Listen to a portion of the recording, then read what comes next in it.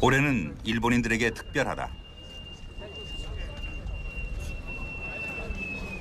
종전 60주년이기도 하지만 그보다 더 크게 부각되는 것은 러일 전쟁 전승 100주년이다. 이른바 일본해 해전은 러일 전쟁에서 일본에게 승리를 안겨준 결정적인 전투였다.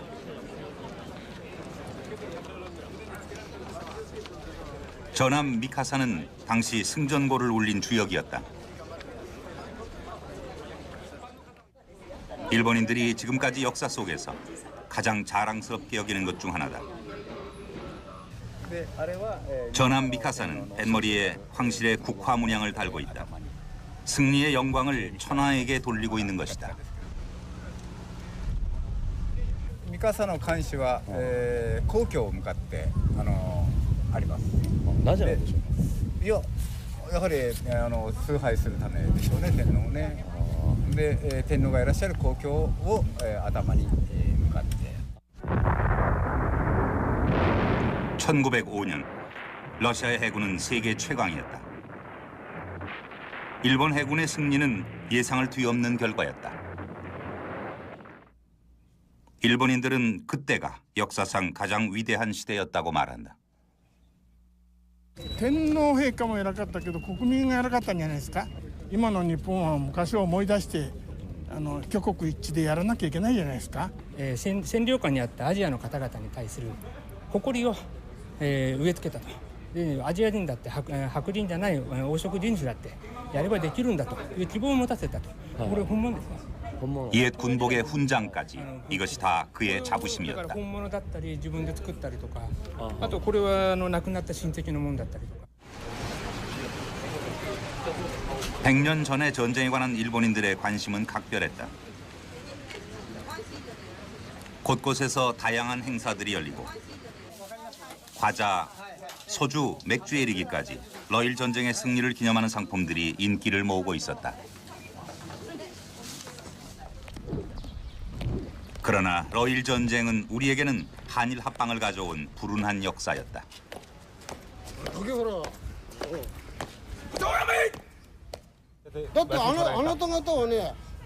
일본인들도 러일 전쟁을 단순히 러시아를 물리친 전쟁으로만 기억하고 있는 것은 아니었다. ロシアのに危ないから韓国に独立をさせて韓国がそれに対処させるように日本は忠告したわけでしょ。それでも韓国はシナの新国に対してくっつい寄りかかって一切日本のことを言うことを聞かなかったわけで、それで結局日露戦争が勃発したわけで、李氏朝鮮っていうのは生き地獄のような世界であったと。それだけは日本は戦前にとてもいいことをやってくれたのに恩をあだで返してると韓国人は。 그런데 이러한 역사 인식을 가진 일본인들이 적지 않다. 차기 대권 주자로 부상하고 있는 이시하라 신타로, 그도 공공연하게 한일 합방은 정당했다고 주장한다. そしてその過程でですね、私たちは決して武力で侵犯したんじゃない。これはむしろ朝鮮半島の国々が分裂しすぎてまとまらないから、結局彼らの総意でロシアを選ぶかシナを選ぶか日本にするかということで、近代化の著しいですね、同じ顔色をした日本人のですね、要するに手助けを得ようということで、これは世界中の国がですね合意した中で合併が行われたんです。 가장 가까운 나라 한국과 일본, 그러나 너무나 다른 역사 인식. 그것은 일본이 근대화를 꿈꾸며 대륙으로 향하던 100여 년 전에 비롯됐다.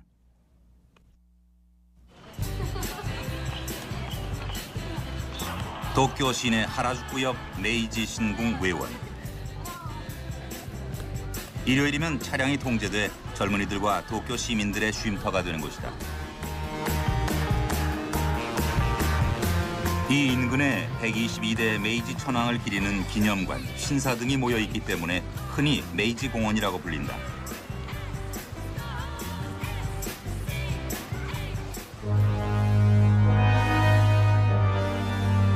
메이지, 그것은 일본인들에게 단지 한 천황의 연호만을 의미하지 않는다.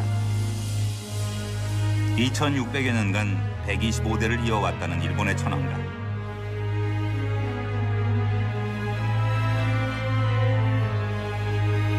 메이지 천황은 그들이 말하는 유구한 역사 속에서도 가장 강력한 천황으로 추앙받는 인물이다. 메이지 천황의 치세는 일본이 근대화를 이룬 시기였다. 이때 일본은 헌법을 만들고 천황을 정점으로 하는 입헌군주 국가로 탈바꿈했다. 헌법은 근대화를 위한 것이었지만 동시에 일본을 천황의 나라로 만드는 초석이 됐다. 대일본 제국헌법에 따르면 일본은 만세 일기에 천황이 통치하는 나라이다. 천황은 국가의 원수로 육해군의 통수권을 갖고 있다. 또한 천황은 살아있는 신으로 어느 누구도 거역할 수 없는 신성불가침의 존재라는 것이다.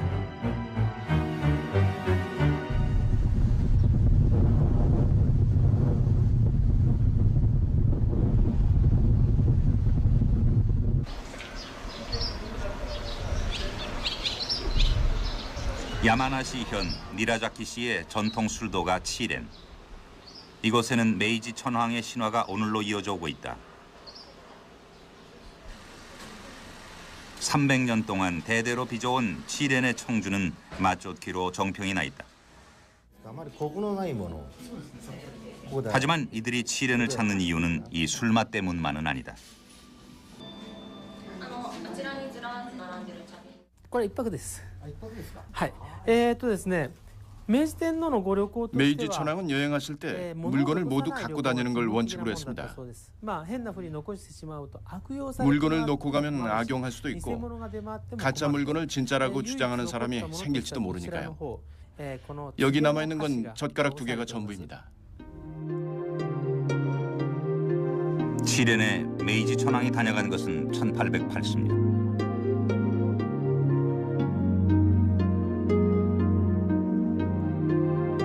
그 후 120여 년 동안이나 당시 천황이 머물던 방을 그 모습 그대로 보존해오고 있다.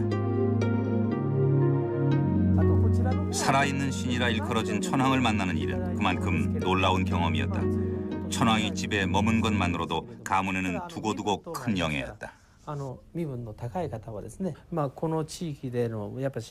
지역 유지여야 했고 역시 돈이 있어야 했죠. 그리고 집안에 애군이 없어야 했습니다. 가족 중 누군가가 죽었어도 안 되고 죄인이 있어서도 안 되고 천황을 모시려면 여러 가지 조건이 있었는데요. 이 집은 조건이 맞았던 거죠. 더 재미있는 역사는 메이지 천황이 다녀간 뒤에 쓰여졌다. 당시 메이지 천황이 사용했다는 우물. 메이지 천황은 신이셨죠. 그래서 천황이 목욕하신 물을 받아가려고 사람들이 길게 줄을 섰다는군요. 그 물을 바르면 온갖 병이 다 낫고 다친 곳이 금세 아문다고 믿었던 거죠.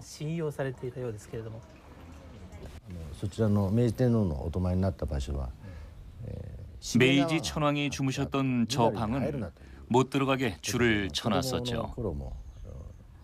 제가 어릴 적엔 못 들어가게 했어요. 아버지도 못 들어갔다고 하시더군요.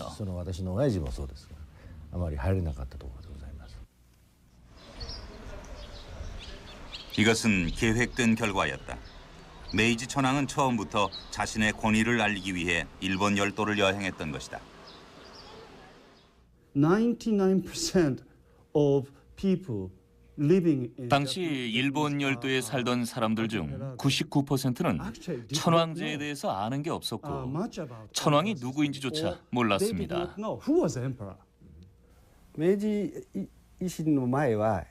메이지 유신 전에는 에도 시대라고 해서 도쿠가와 가문 일본을 다스렸습니다. 당시 사람들을 직접 지배한 각 지방 영주들은 앞에서 머리를 들 수 없을 정도로 두려운 존재였어요. 하지만 보통 사람들에게 천황은 별 관계가 없는 사람이었습니다. 글자 그대로 구름 위의 존재였으니까요. 메이지 유신이 일어나기 전 천황은 700여 년 동안이나 교토의 황거에 갇혀 있는 존재였다.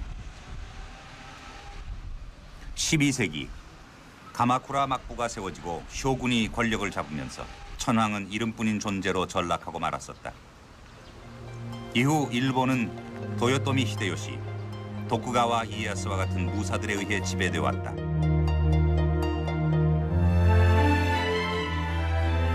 왕권을 되찾은 것은 16살의 무스히토 메이지 천황이었다. 1867년 도쿠가와 막부의 개항 정책에 반기를 든 하급 무사들이 막부를 무너뜨리고 정권을 황실에 바쳤다. 왕정 복고였다. 122대 천황으로 등극한 무스히토는 메이지 유신을 단행하고 수도를 도쿄로 옮긴다. 700여 년 만에 다시 천황이 역사의 전면에 등장하게 된 것이다.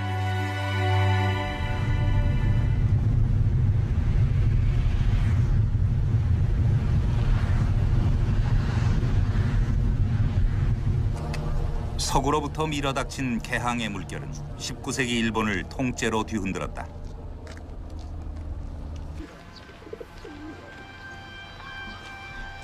굳게 닫혀있던 일본의 빗장을 연 것은 미국이었다. 1853년 우라가 앞바다에는 4척의 검은 증기선이 나타났다. 산더미 같은 흙모습에 검은 연기를 세차게 품어댔다는 이 흑선들은 미군 동인도 함대 페리 제독이 이끄는 군함들이었다.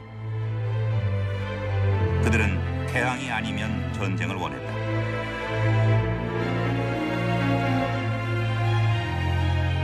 일본인들은 흑선 공포에 빠졌다. 서양의 식민지가 될지 모른다는 위기감이 팽배해져 간다. 자, 그럼 식민지가 되자, 죽어버리자. 그건 싫었죠. 그런 사태를 피하려면 어떻게 해야 할까? 서양처럼 군함도 있어야죠. 대포도 있어야죠. 방어하기 위해서는 저항해야 하니까요. 그러려면 여러 가지가 필요했겠지만 일단 미국이나 영국 같은 근대 국가를 만들고 봐야겠다고 생각한 거죠. 1871년 메이지 신정부는 50여 명의 대규모 사절단을 구미로 파견한다. 이와쿠라 사절단. 이들은 2년여 동안 유럽과 미국 등을 시찰하고 오게 된다. 이와쿠라 사절단의 서양 견모는 그 후 일본 사회의 서구화를 촉발한다. 서구식 의회 제도를 비롯해서 다양한 제도와 문물이 유입됐다. 일본은 무엇보다 서구 열강의 일원이 되고자 했다. 이 변화의 중심에 천황이 있었다.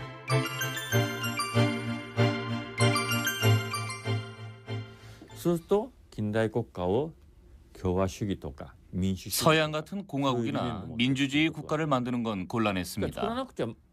하지만 근대 국가를 만들지 않으면 식민지가 되니까 뭔가 나라의 중심을 세우지 않으면 안 됐습니다. 도쿠가와 장군은 아니다. 그럼 누가 있을까? 아, 있다. 그건 바로 천황이다. 当時の支配身分でありました武士にとってはですね 당시 지배층이었던 무사들로서는 막부, 그러니까 장군보다 더 높은 사람을 앞세우지 않으면 막부를 타도한다는 게 어려웠겠죠. 당시 장군보다 더 높은 사람은 천황밖에 없었기 때문에 천황을 앞세웠던 거죠. 천황을 중심으로 하는 국가의 기틀을 구상한 것은 이토 히로부미였다. 3번이나 구미 순방에 나섰던 이토 히로부미. 그는 특히 독일의 정치 제도에 깊은 관심을 가졌다. 강력한 황제를 앞세우고 비스마르크와 같은 재상이 무소불위의 권력을 휘두르던 독일. 그것이 이토가 꿈꾸던 근대 국가였다. 먼저 근대적인 군주상을 만드는 일이 시급했다.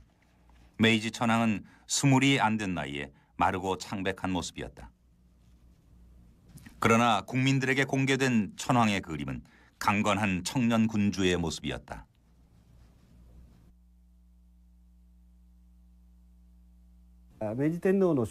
메이지 천황의 초상화는 이탈리아의 화가 기오소네라는 사람이 그렸다고 하는데요. 당시는 사진이 널리 보급되지 않았을 때라서 얼굴이 똑같이 찍혀 나온다는 것이 놀랄 일이었죠. 그래서 메이지 천황은 사진 찍기를 싫어했던 것 같습니다. 기요소네는 연회 때 몰래 구석에 숨어서 사진을 찍고 그걸 참고해서 그림을 만들었던 것 같습니다.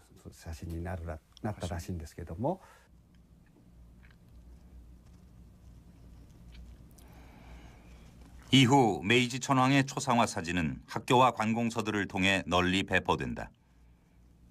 이런 초상화들은 천황의 진짜 모습이라 하여 어진영이라 불렀다. 사진은 곧 천황이었으며 그 무엇보다 신성하게 취급됐다. イメージとしての天皇像を出していく。 천황제를 만든 뒤에는 천황의 이미지를 만들어야 했습니다. 절대자의 이미지로 부장된 천황을 앞세워서 합법적으로 권력을 휘두른 세력이 있었던 거죠. 천황을 잡는 사람이 권력을 잡는 거죠. 구슬을 누가 갖고 있느냐라는 말을 쓰기도 하는데요. 천황이 도구라는 얘기입니다. 적나라하죠. 토막파는 실제로 천황을 이용했습니다.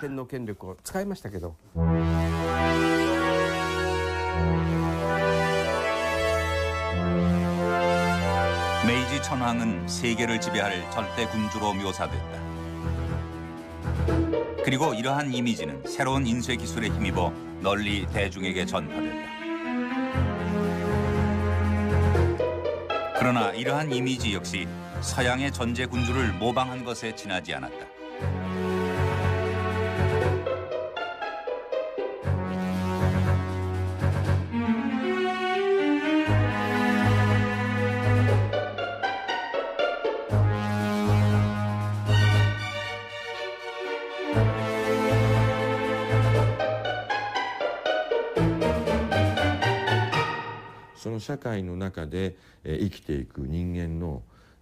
사회 제도뿐 아니라 거기서 살아가는 사람들의 일상생활, 습관, 음식, 옷, 두발 등 모든 걸 서구 열강과 똑같이 바꿔나간다는 노선이었습니다.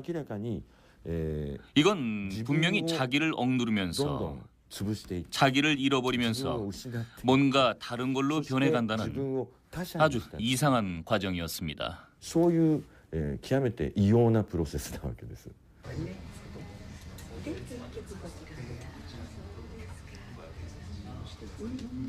어느 나라든 화폐를 보면 그 나라의 위인들을 알 수 있다.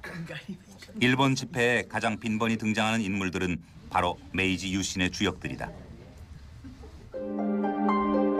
한때 1000엔짜리 지폐를 장식했던 얼굴은 이토 히로부미.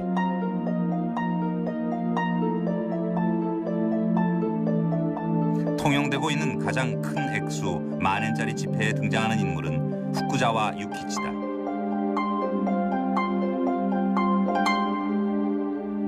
일본 게이오 대학의 창립자 후쿠자와 유키치. 일본 근대화의 아버지로 추앙받는 그는 탈아 입구, 즉 아시아를 벗어나 구미 열강으로 가야 한다는 주장을 펼쳤는데 일본이 아시아를 무시하고 맹목적인 서구 따라잡기에 몰두하는 바탕이 됐다.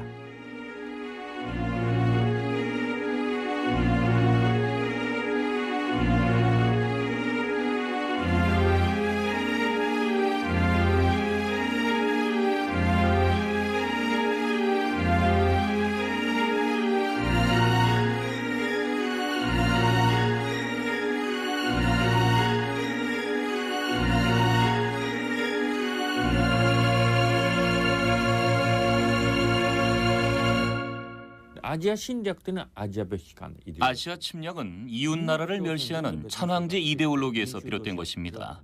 일본과 조선은 오랜 세월 각자 잘 지내왔는데 이제는 거기에 가서 자원을 빼앗아 오지 않으면 안 된다. 반항하면 죽여도 된다고까지 생각하게 된 거죠. 자기에게 필요한 상대를 더 심하게 멸시하게 되죠. 그래서 중국 사람보다 조선 사람을 더욱 강하게 멸시하는 거죠. 조선은 모든 것의 입구니까요. 지형도 그렇고 자원도 풍부하고 교육도 잘 돼 있으니까요. 이런 메이지의 이데올로기는 천황을 통해 일본인들의 내면으로 파고든다. 다양한 방법이 동원됐는데 4년여에 걸쳤던 메이지 천황의 전국 순행도 그중 하나였다. 1890년에는 교육에 관한 칙어를 반포한다. 황실의 문양을 아로새겨 전국 3만여 소학교에 배포한 교육 칙어는 천황에 대한 충성의 서약이었다. この中で一番大事なところは 교육 칙어의 내용 중에 가장 중요한 부분은 국가가 위급할 때 모든 것을 바쳐 국가에 충성을 다하라고 하는 것입니다. 비가 오나 눈이 오나 지진이 일어났더라도 황실의 운명을 먼저 도우라고 세뇌시키는 것입니다. すべし、不欲というのは助けるという。鎮護には高祖国を始むること公園に徳を立つること信仰なり我が神明欲中に欲行に奥長心を一にしてその美をなせればと同じその口調は日本中で同じであったと、そういうわけで我々はいわゆる心で本音はどうか知らんけれどもここから一歩も外れることができない国民ができちゃいましたね。 1940년대 초등학교 수신 교과서. 책머리에서 배우는 학습 내용은 천황폐하 만세. 몇 장을 더 넘겨도 크게 달라지지 않는다.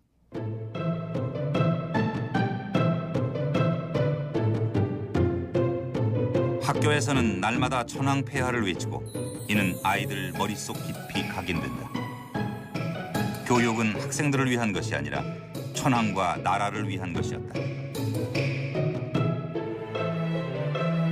또한 학교마다 천황의 사진을 모셔놓고 학생들에게 예를 갖추게 했는데 이 때문에 목숨을 바치는 이들도 생겨났다.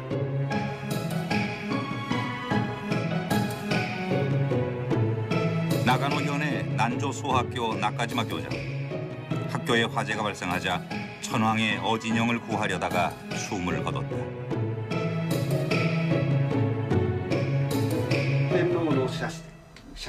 천황 사진을 이렇게 들고 가부좌를 한 채 불에 타 죽었다고 합니다. 사진을 준 채 새카맣게 탄 모습이었어요. 바로 이런 자세로 타 죽었다는 거예요. 天皇と大日本帝国新民の 이렇게 해서 천황과 대일본 제국 신민 사이에 1대1의 관계가 이루어지는 거죠. 교육 칙어를 외우고 천황의 초상을 경배하는 교육을 통해 대일본 제국의 신민 한 명 한 명에게 천황의 적자라는 의식을 심어주는 겁니다. 意識が洗脳的に刷り込まれていく。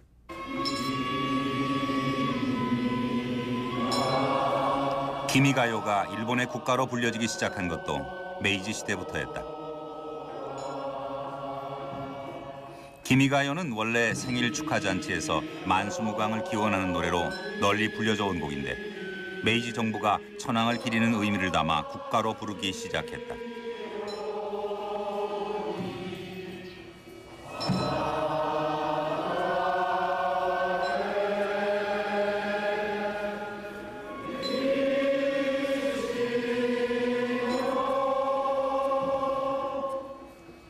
(1893년에는) 전국의 소학교에 이 기미가요의 악보를 보내고 각종 의식 때마다 국가로 부를 것을 공표했다.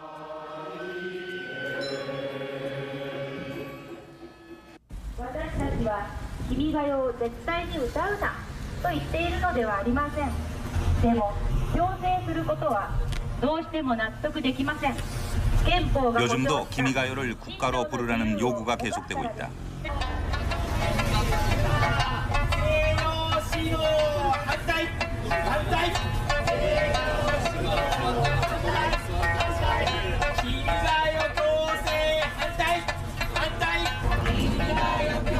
지난 99년 국기국가법이 통과되면서 기미가요에 대한 강제는 더욱 강도가 높아졌다.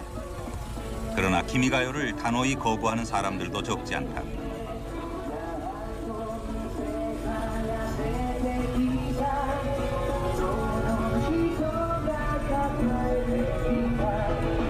이들은 천황을 기리는 노래를 국가로 부를 수 없다고 한다.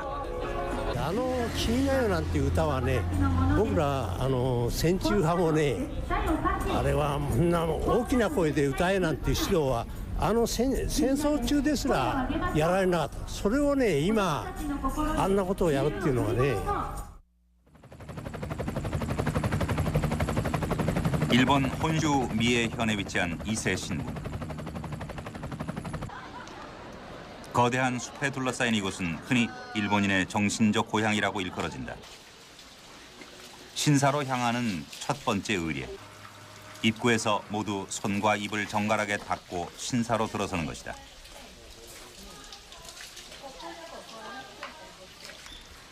해마다 이곳을 찾는 관광객이 600여만 명. 과거 일본인들에게는 평생 한 번은 순례해야 하는 성지였다.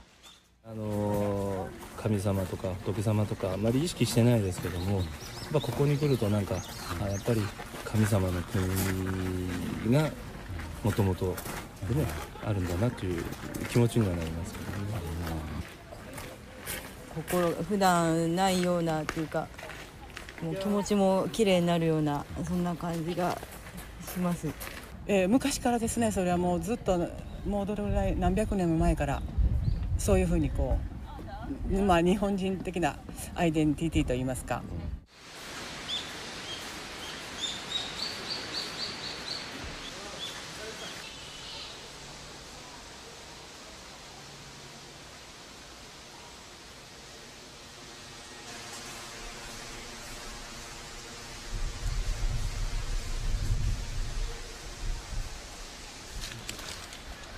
오래된 고목 사이.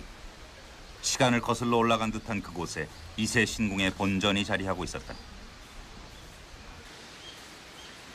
1300년 전에 지어졌다는 이 신전에는 태양신 아마테라스 오미카미가 모셔져 있다. 천황은 바로 이 태양신의 자손이라고 한다. 특히 하늘에서 내려올 때 천황 일가는 태양신으로부터 황위의 상징으로 3가지의 신기를 받았다고 한다. 굽은 옥과 칼, 그리고 거울. 그중 거울이 이곳 이세 신궁에 보관돼 있다는 것이다. 一番中心なのが天皇. 제일 중요한 것이 천황이고 천황은 태양신을 비롯한 일본의 수호신과 모두 연결되고 그 태양신을 모신 것이 이세 신궁이죠. 결국 태양신은 황실로 연결이 되는 거죠. 이세 신궁에는 식년천궁이라는 독특한 행사가 1300년간 이어져 오고 있다. そのまま板の閉花さより板部より内側は全部こっちに作ってで同じものが2つ並ぶわけですよね。あれを持ってくるわけじゃないんです。こっちに新しいのを建てるんですよ。で向こうは解体してしまう。と今度向こうがこういう更地の状態になるわけです。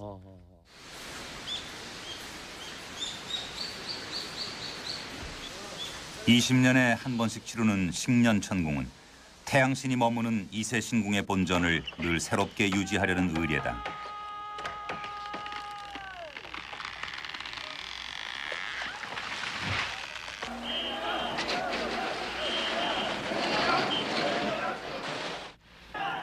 예순 한 번째 식년천궁이 1993년에 있었다. 나무를 베서 신전을 세우기까지 모든 것이 축제였다.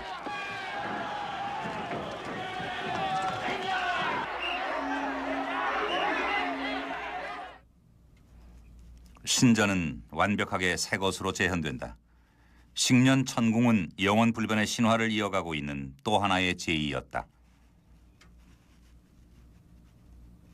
식년천궁이 있을 때면 천황도 이세 신궁으로 참배를 온다. 125대 아키히토 현 천황. 오랜 전통으로 알려져 있지만 이 또한 메이지 유신 이후 새롭게 만들어진 전통이다. 이세 신궁을 이렇게 성스럽게 만든 것은 메이지 시대부터입니다. 천황이 직접 이세 신궁을 참배한 것도 메이지 시대입니다. 그 전까지는 안 그랬어요. 아무리 조정이 모시는 신사라도 천황 자신이 참배하러 가는 것은 메이지 이전에는 없던 일입니다.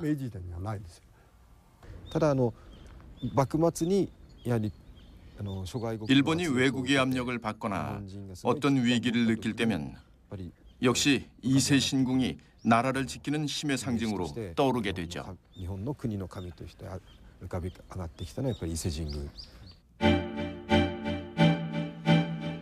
메이지 천황은 첫 번째 순행지로 이세 신궁을 찾았다. 당시 일본인들은 천황의 존재는 잊고 있었지만 태양신에 대한 신앙심만은 열렬했다. 황실은 천황이 태양신의 자손이라는 신화를 널리 알리고 이세를 신사 중 최고인 신궁으로 격상시킨다. 이세 신궁을 중심으로 신사를 정비하고 국가 신도 체제를 만들어간다. 당시 일본에는 다양한 신을 모시는 신도가 존재하고 있었다. 국가 신도는 그 모든 신 위에 천황을 정점으로 두는 새로운 종교였다. やはりキリスト教みたいな精神的な 일본에는 기독교처럼 강력한 종교적 전통이 없었습니다. 따라서 그런 정신적인 축이라고 할까요? 그걸 천황제에서 구한 거죠. 천황을 중심으로 해서 일본의 통합을 꾀한 겁니다. In the content of the emperor system was very much borrowed from 천황제의 내용은 상당히 많은 부분을 기독교에서 가져왔습니다. children were taught to 학생들에게 천황의 이름을 처음부터 끝까지 외우도록 가르친 것이 바로 그것인데요. 그것은 기독교에서 하는 것과 똑같습니다. exactly the Christian practice.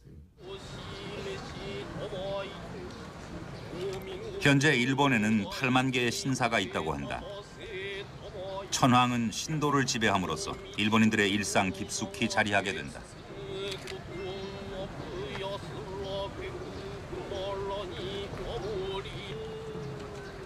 오늘 모신 신은 도고 헤이하치로.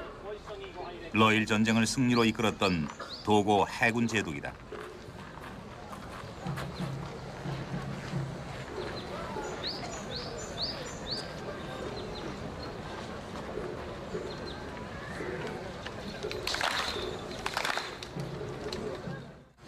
日本海峡で 100年祭で一応東郷神社の、地元の町会の方に一応こういう機会をなかなかないと60年祭の時もおみこし出したんですね。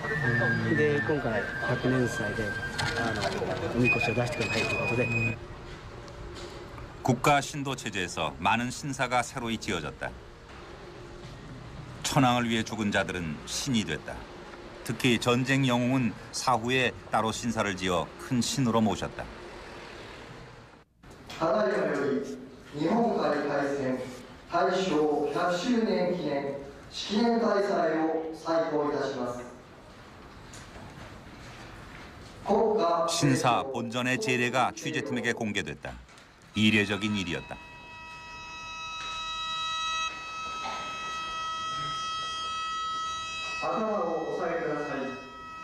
낯선 이들은 또 있다.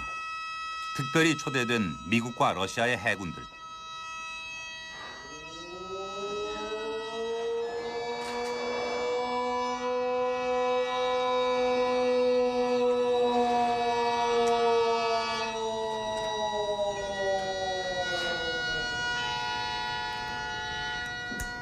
이날은 러일 전승 100주년 기념일로 도고 제독을 비롯해 전쟁에서 쓰러져간 모든 영령들을 위한 제사가 치러졌다. 500명가량의 일본인들도 찾아와 자리를 함께했다.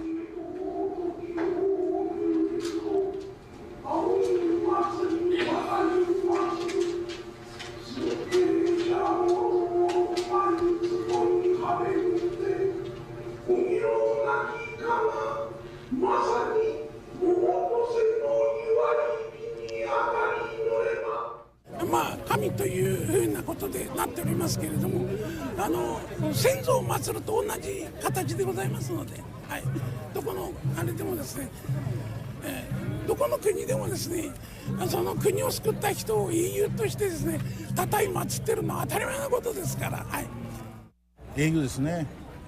だって戦法は今世界の海軍学校で統合戦法っていうの一応テキストブックに載ってるらしいじゃないですか。 도고를 위한 맞들이가 시작됐다.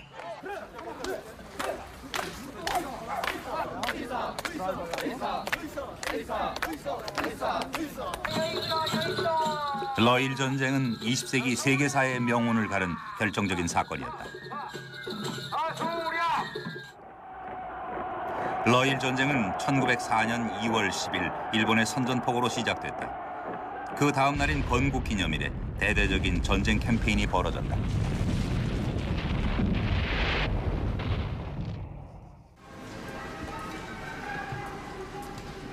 전쟁은 일본이 먼저 시작했지만 전력 면에서는 러시아군이 단연 앞서고 있었다.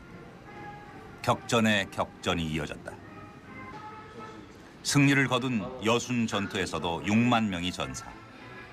전투 중 죽은 이들도 많았지만 낯선 환경 속에 병사하는 이들도 많았다.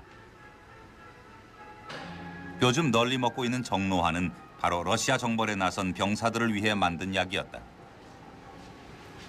ロシアに行くと、つまりその当時戦地ではですね衛生状態も良くなかったわけですから生水を飲んだりそして粗悪な食べ物を食べたりしてお腹を壊してしまうとそういう時にクレオソートと申します非常にですね解毒作用の強いものを使ったこの薬をですね作りまして当時のロシアに行くにはこのせいろがを飲めばお腹も壊さず体調万全でいけるだろうということでこのせいろが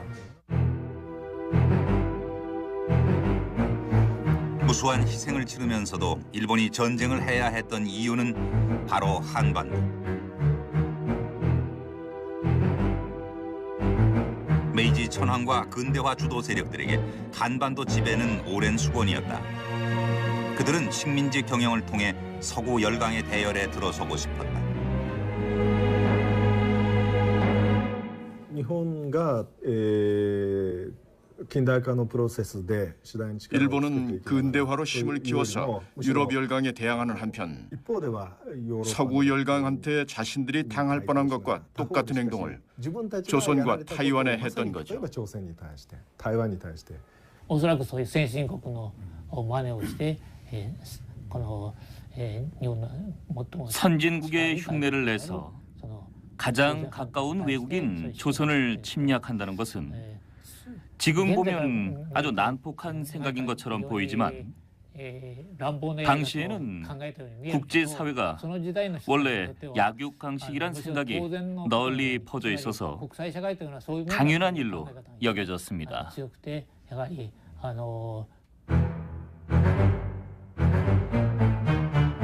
전세는 일본에게 유리하게 흘러갔다. 당시 러시아는 피해 일요일로 촉발된 혁명의 회오리 속에 빠져들었다. 치열했던 봉천 전투에서 승리했지만 아직 러시아가 백기를 든 것은 아니었다. 러시아에게는 세계 최강의 발틱 함대가 남아 있었다. 도고 제독에게 전쟁의 종지부를 찍으라는 명령이 내려졌다.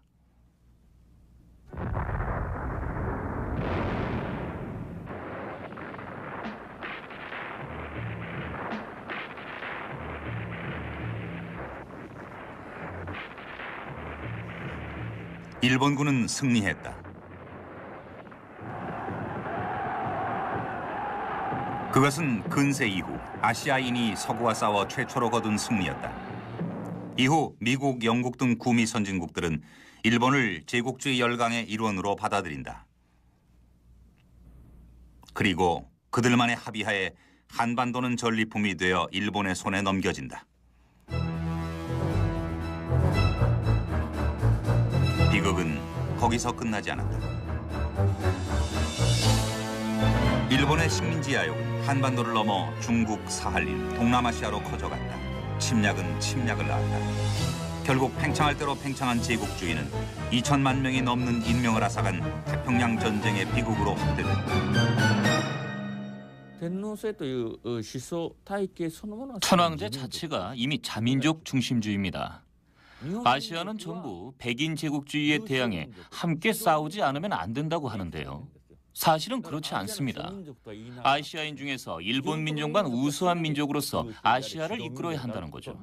이런 식의 연대라는 게 말이 됩니까? 근거 없는 선민의식, 이것은 천황제에서 유래하는 것입니다. 전쟁 책임이라는 말 자체가 상당히 문제가 있습니다. 식민지 지배 책임까지 포함한 침략 책임이라고 해야 맞습니다. 조선 총독이나 대만 총독은 천황이 임명했습니다. 따라서 식민지 지배에 관해서 천황은 직접적인 책임이 있는 거죠. 메이지 천황에서 쇼와 천황까지 이어지는 침략 책임입니다.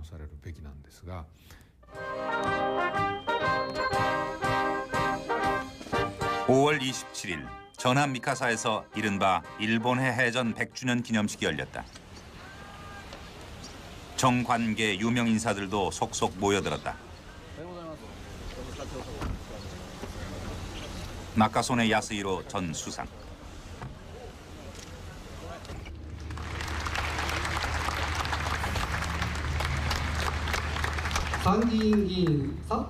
이들에게 러일 전쟁은 아직도 자랑하고 싶은 역사이다. 러시아, 미국 군 관계자들도 초대됐다. In the ensuing battle, Admiral Togo set out a course of events that not only resulted in a decisive naval victory and brought about the end of hostilities, but also changed the way the Western powers thought about Japan. The Japanese Imperial Navy fought brilliantly that day. Today, Japan and the United States, as allies, are working together to meet the security challenges of a new world.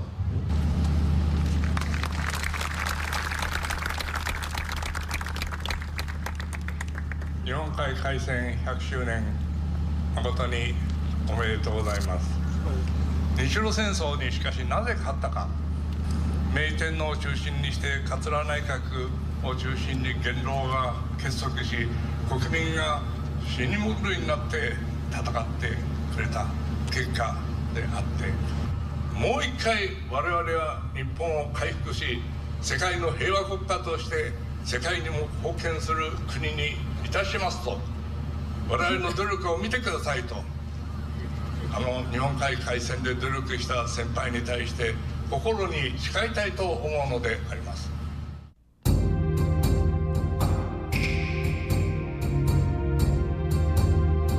100여 년 전 천황의 이름으로 서구와의 기치를 내걸던 일본.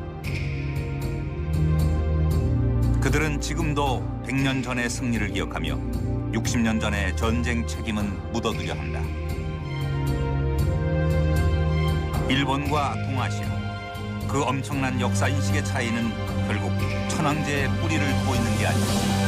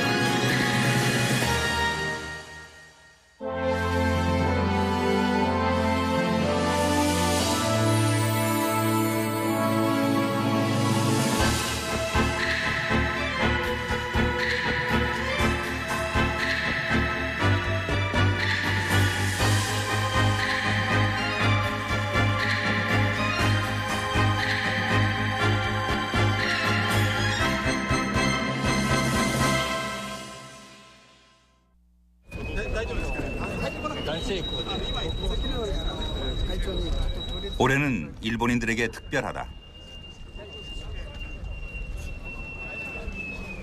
종전 60주년이기도 하지만 그보다 더 크게 부각되는 것은 러일 전쟁 전승 100주년이다. 이른바 일본해 해전은 러일 전쟁에서 일본에게 승리를 안겨준 결정적인 전투였다.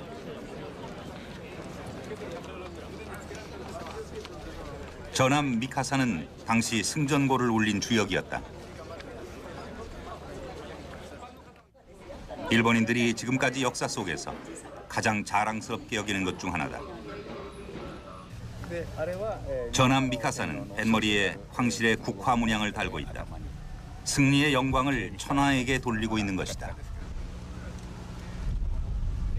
三笠の艦首は、皇居を向かってあります。なぜなんでしょうか。いや、やはり崇拝するためでしょうね、天皇をね。で、天皇がいらっしゃる皇居を、頭に、向かって。 1905년 러시아의 해군은 세계 최강이었다. 일본 해군의 승리는 예상을 뒤엎는 결과였다. 일본인들은 그때가 역사상 가장 위대한 시대였다고 말한다. 天皇陛下も偉かったけど国民が偉かったんじゃないですか。今の日本は昔を思い出して挙国一致でやらなきゃいけないじゃないですか。占領下にあったアジアの方々に対する誇りを、植え付けたと。でアジア人だって白人じゃない黄色人種だってやればできるんだという希望を持たせたと。これ本物ですね。 옛 군복의 훈장까지 이것이 다 그의 자부심이었다. 本物だったり自分で作ったりとか、あとこれは亡くなった親戚のものだったりとか。 100년 전의 전쟁에 관한 일본인들의 관심은 각별했다. 곳곳에서 다양한 행사들이 열리고 과자, 소주, 맥주에 이르기까지 러일 전쟁의 승리를 기념하는 상품들이 인기를 모으고 있었다. 그러나 러일 전쟁은 우리에게는 한일 합방을 가져온 불운한 역사였다.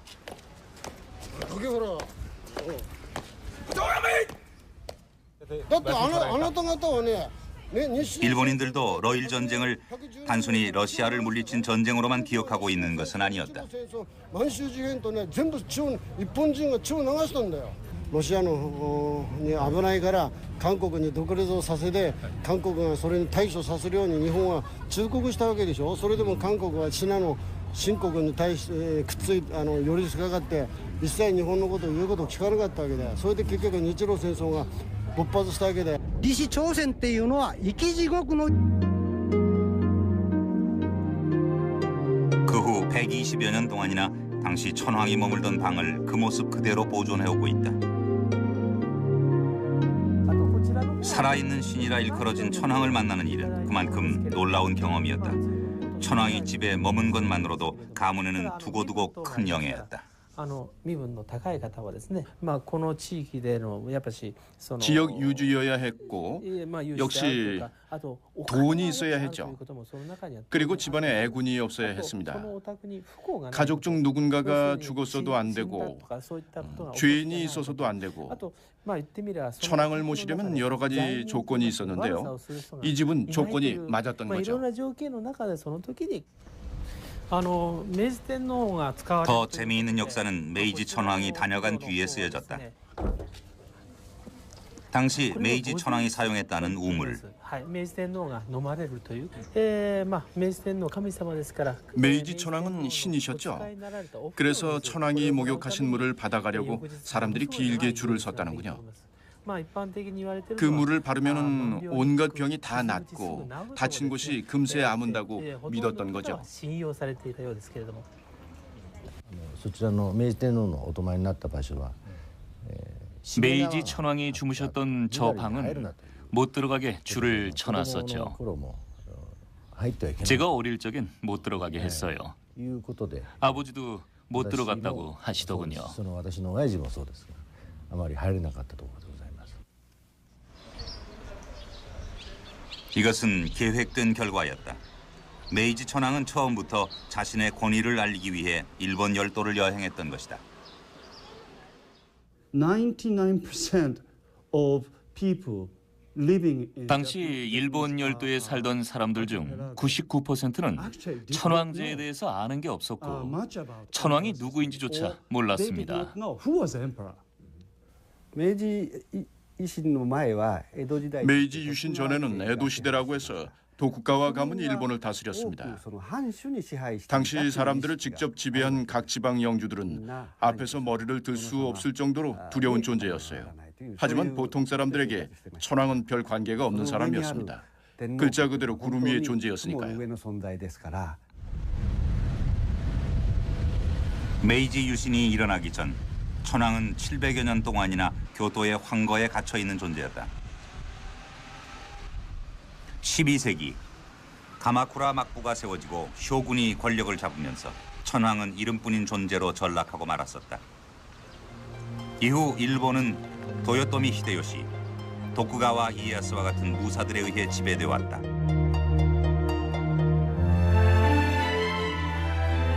왕권을 되찾은 것은 16살의 무스히토, 메이지 천황이었다. 1867년 도쿠가와 막부의 개항 정책에 반기를 든 하급 무사들이 막부를 무너뜨리고 정권을 황실에 바쳤다. 왕정 복고였다. 122대 천황으로 등극한 무스히토는 메이지 유신을 단행하고 수도를 도쿄로 옮긴다. 700여 년 만에 다시 천황이 역사의 전면에 등장하게 된 것이다.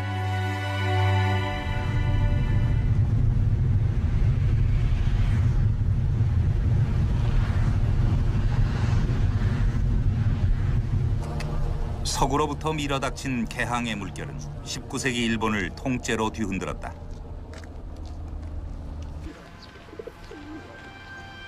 ような世界であったと。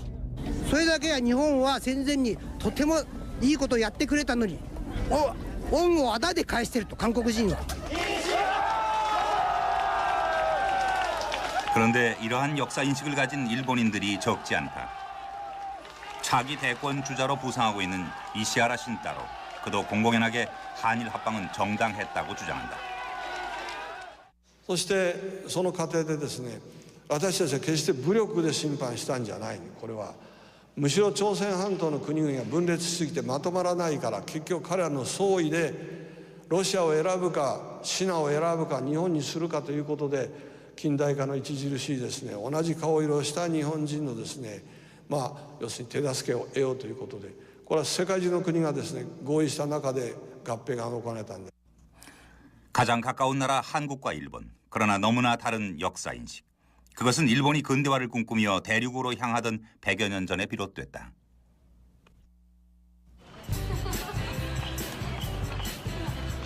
도쿄 시내 하라주쿠 옆 메이지 신궁 외원.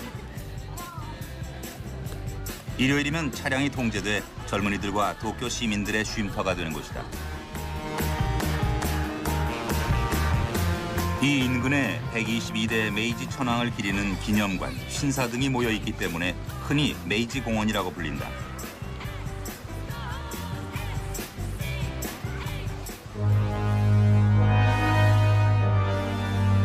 메이지, 그것은 일본인들에게 단지 한 천황의 연호만을 의미하지 않는다. 2600여 년간 125대를 이어왔다는 일본의 천황가.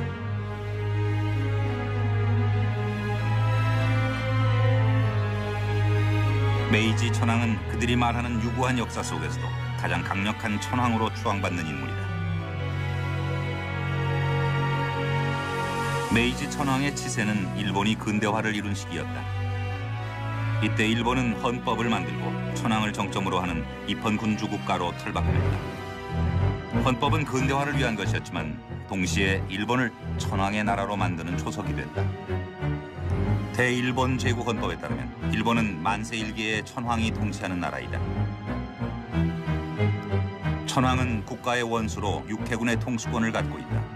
또한 천황은 살아있는 신으로 어느 누구도 거역할 수 없는 신성불가침의 존재라는 것이다.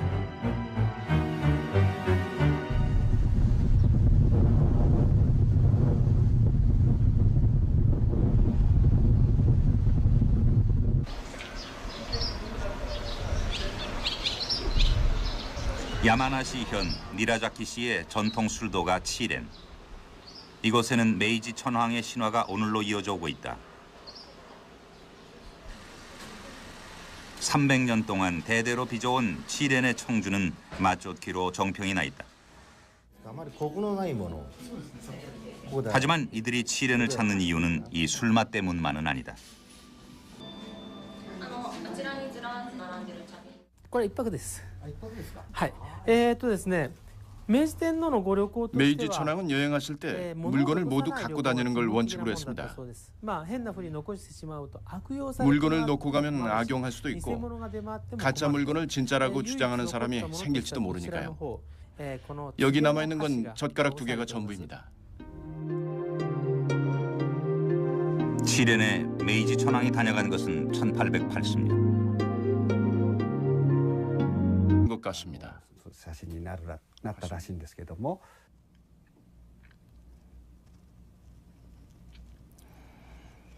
이후 메이지 천황의 초상화 사진은 학교와 관공서들을 통해 널리 배포된다.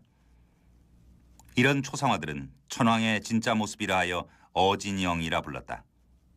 사진은 곧 천황이었으며 그 무엇보다 신성하게 취급됐다. イメージとしての天皇像を出していく。 천황제를 만든 뒤에는 천황의 이미지를 만들어야 했습니다. 절대자의 이미지로 포장된 천황을 앞세워서 합법적으로 권력을 휘두른 세력이 있었던 거죠. 천황을 잡는 사람이 권력을 잡는 거죠. 구슬을 누가 갖고 있느냐라는 말을 쓰기도 하는데요. 천황이 도구라는 얘기입니다. 적나라하죠. 토막파는 실제로 천황을 이용했습니다.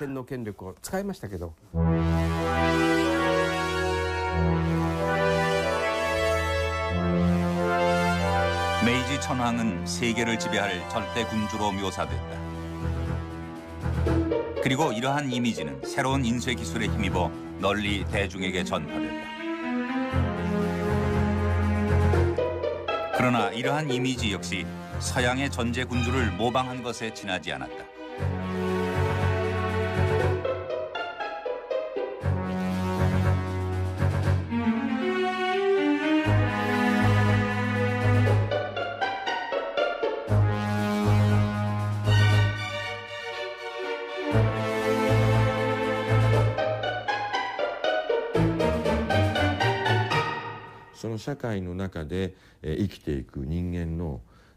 사회 제도뿐 아니라 거기서 살아가는 사람들의 일상생활, 습관, 음식, 옷, 두발 등 모든 걸 서구 열강과 똑같이 바꿔나간다는 노선이었습니다.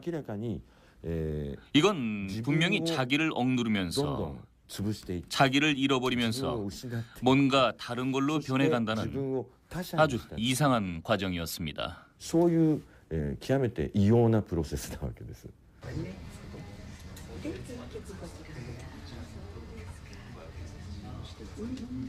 어느 나라든 화폐를 보면 그 나라의 위인들을 알 수 있다.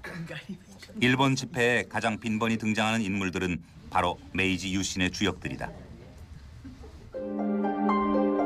한때 1000엔짜리 지폐를 장식했던 얼굴은 이토 히로부미.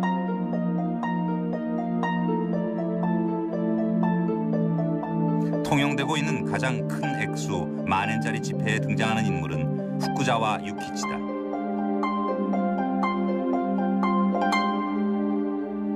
일본 게이오 대학의 창립자 후쿠자와 유키치. 일본 근대화의 아버지로 추앙받는 그는 탈아 입구, 즉 아시아를 벗어나 구미 열강으로 가야 한다는 주장을 펼쳤는데 일본이 아시아를 무시하고 맹목적인 서구 따라잡기에 몰두하는 바탕이 됐다.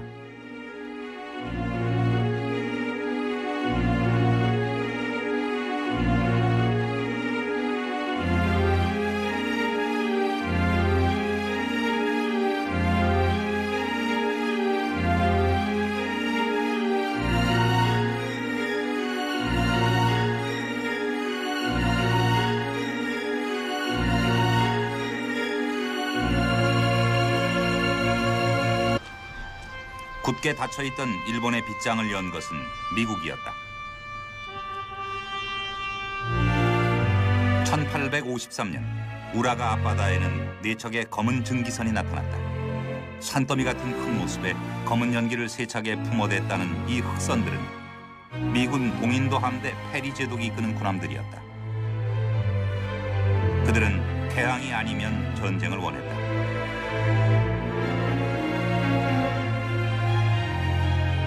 일본인들은 흑선 공포에 빠졌다.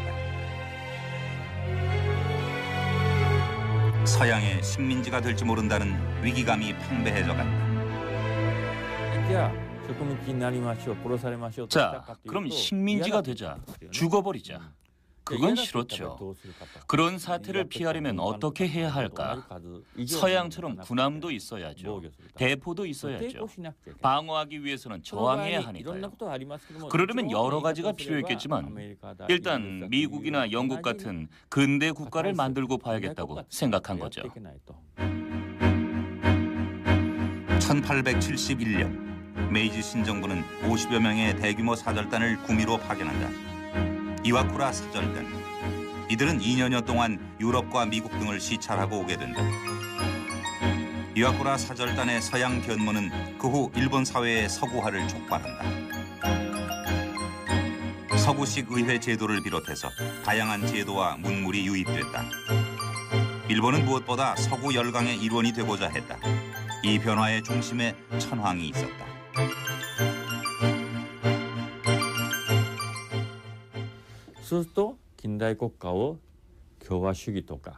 서양 같은 공화국이나 민주주의 국가를 만드는 건 곤란했습니다.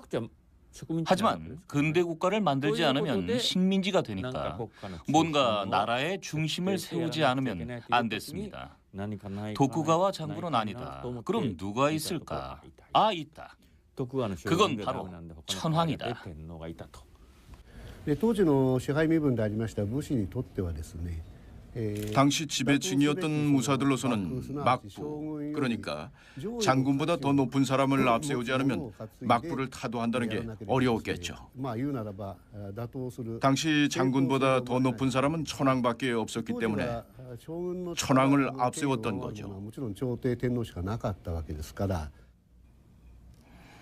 천황을 중심으로 하는 국가의 기틀을 구상한 것은 이토 히로부미였다. 3번이나 구미 순방에 나섰던 이토 히로부미. 그는 특히 독일의 정치 제도에 깊은 관심을 가졌다. 강력한 황제를 앞세우고 비스마르크와 같은 재상이 무소불위의 권력을 휘두르던 독일. 그것이 이토가 꿈꾸던 근대 국가였다. 먼저 근대적인 군주상을 만드는 일이 시급했다. 메이지 천황은 20이 안 된 나이에 마르고 창백한 모습이었다. 그러나 국민들에게 공개된 천황의 그림은 강건한 청년 군주의 모습이었다.